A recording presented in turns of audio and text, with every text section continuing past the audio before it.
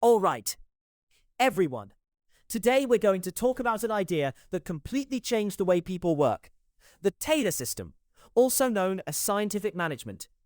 It might sound like something from a history textbook, but the truth is, many modern workplaces still follow ideas that came from this system. Let's start with the basic idea. Frederick Winslow Taylor was an engineer in the late 19th and early 20th centuries. When he looked at factories, he noticed something interesting. Workers were often doing their jobs in very different ways, and many tasks were not organized efficiently. Taylor believed that work could be improved if we studied it scientifically. So what did he do? He broke jobs into smaller, simpler tasks. Instead of one worker doing everything, each worker focused on one specific part of the process. By measuring time and motion carefully, Taylor tried to find the most efficient way to perform each task. This idea led to a major change in factories. Work became more standardized and predictable. Managers planned the work, and workers followed specific instructions. As a result, productivity increased dramatically. Factories could produce more goods in less time and at lower cost. One famous example is the assembly line, which later became popular in companies like Ford. Workers didn't build an entire product anymore. Instead, each worker repeated one small task as the product moved along the line. This system made mass production possible. However, the Taylor system also had its critics. Some people argued that this kind of work could become boring and repetitive. When workers only perform one small task all day, they may feel less creative and less connected to the final product. Still, the influence of Taylor's ideas is everywhere. Modern management, industrial engineering, and even productivity apps often reflect the same basic principle. Break complex work into smaller tasks and optimize each step. And here's the interesting part.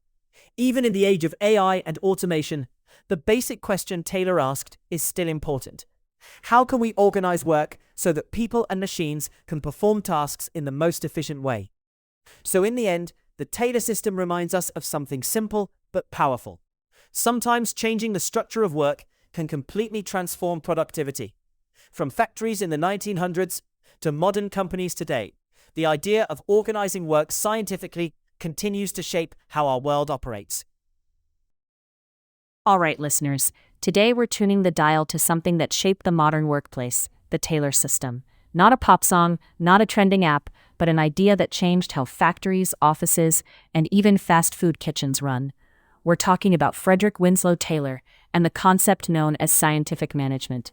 Think of it as the moment when work itself became something engineers tried to measure, design, and optimize. No hype, no myth, just the rhythm of efficiency. First, let's set the stage. It's the late 19th century, and factories are growing fast. Machines are getting better, but the way people work is still pretty loose. Workers decide their own pace, their own methods, and sometimes their own shortcuts. To Taylor, this looked like noise instead of music. He believed work could be studied scientifically, broken down, timed, and rebuilt so that every motion had a purpose. So what was his main move? Break the job into pieces. Instead of one skilled worker doing everything, Taylor proposed dividing the task into smaller steps. Measure each motion, time each action, find the fastest and most efficient method, and then make that the standard. In his view, the workplace should run like a well-designed machine, where every worker performs a clearly defined part. Now imagine the rhythm of that system. Managers plan the work, engineers design the process, workers follow the method. The goal is simple: remove wasted motion, increase output, and make production predictable. When it works, factories produce more goods, more quickly, and at lower cost. The system turns chaos into coordination. This idea soon spread across industries. One famous example came from Henry Ford's assembly line. Instead of one person building an entire car, each worker handled a single step as the car moved along the line. Bolt here, tighten there, repeat. The rhythm of the factory floor became steady, almost mechanical. Productivity soared, and mass production became the new standard. But every beat has a counterbeat. Critics argue that Taylor's system treated workers like parts of a machine. When your job is one small movement repeated all day, work can feel dull and disconnected. Skill becomes specialization, and specialization can become monotony. The debate began: efficiency versus human creativity. Still, the influence of the Taylor system didn't stop with factories. Look around today, and you can hear its echo everywhere. Workflow charts, productivity metrics, performance tracking, even the way apps break big goals into small tasks follows the same principle. Divide the work, measure the steps, optimize the process. And here's where it gets interesting in our own era. In the age of automation and artificial intelligence, the question Taylor asked is returning with new energy. How should tasks be divided between humans and machines? And what work still needs human judgment? The stage may look different, but the rhythm of efficiency is still playing. So what's the takeaway from today's set?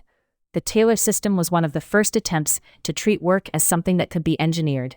Break it down, measure it, refine it, repeat. That simple idea reshaped factories, management, and productivity for more than a century. Of course, the story isn't only about speed and output, it's also about balance.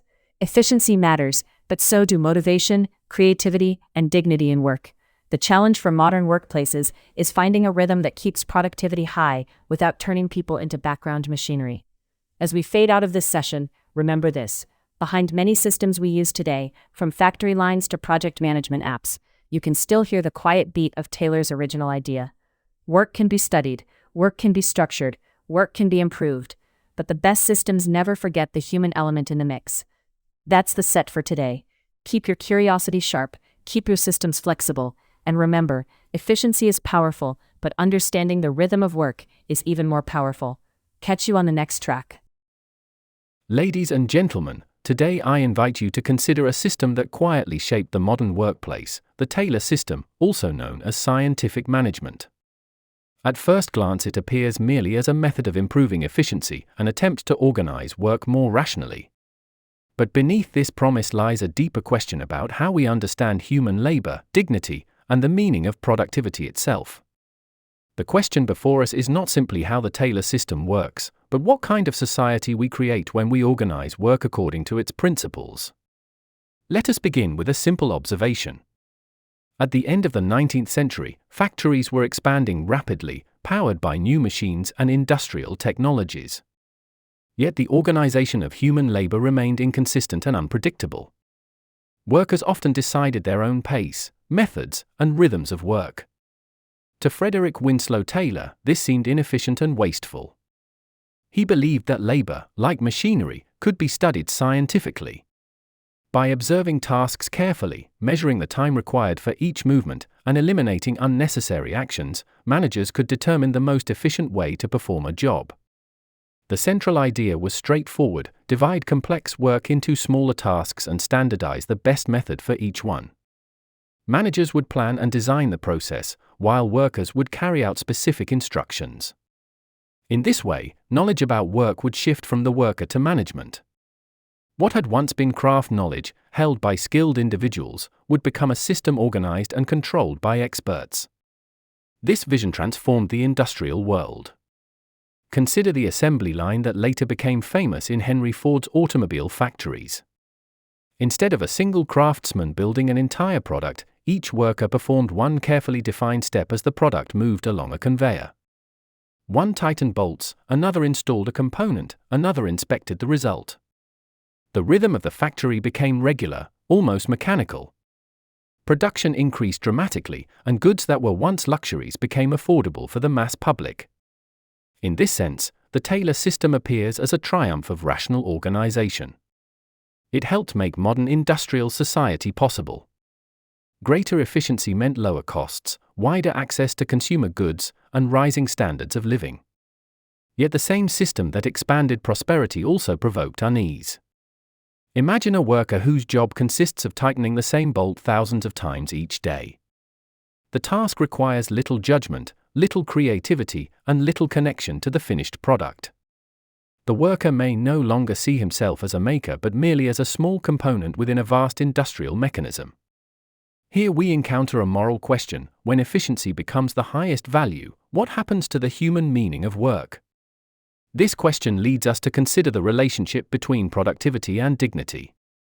Taylor believed that rational organization would benefit both employers and workers by increasing overall output. But critics argued that the system reduced workers to instruments of production, stripping them of autonomy and skill. If the knowledge of work resides entirely with management, what becomes of the worker's role as a thinking participant in the process? A second question concerns power. Under scientific management, managers design the system and workers execute it. The authority to define the best way to perform a task rests not with those who do the work but with those who study and measure it.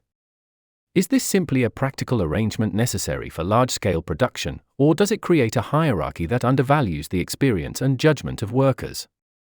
A third question involves the meaning of progress itself. Industrial efficiency has undeniably expanded material wealth. Yet if progress is measured only in units produced per hour, we risk overlooking other goods that work can provide: skill, pride, community, and purpose. A society organized entirely around efficiency may produce more goods, but it may also produce a thinner understanding of human flourishing. These questions have not disappeared with the factories of the early 20th century. In our own time, digital platforms track productivity, algorithms assign tasks, and data analytics evaluate performance in real time.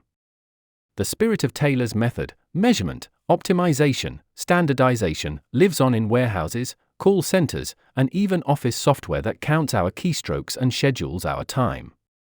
We therefore face a familiar dilemma in a new form. On one hand, efficiency and coordination enable complex societies to function. Without them, the systems that support modern life, from transportation networks to hospitals, would collapse into disorder. On the other hand, when the logic of efficiency expands without limit, it can transform human beings into mere variables within a technical system. What, then, should we learn from the Taylor system? One response would be to celebrate it uncritically as the foundation of modern productivity. Another would be to reject it entirely as a symbol of industrial dehumanization. Both responses are too simple.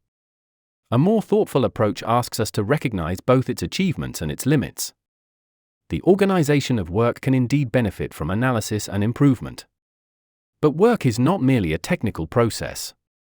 It is also a human activity shaped by values such as autonomy, respect, and participation. The challenge is not to abandon efficiency but to place it within a broader moral framework. In the end, the question raised by Taylor's system is not merely about factories or management techniques.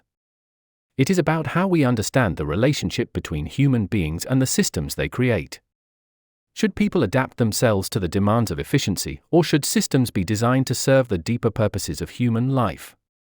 If we reflect seriously on that question, we may discover that the true measure of progress lies not only in how efficiently we organize work, but in whether the systems we build allow human beings to flourish within them.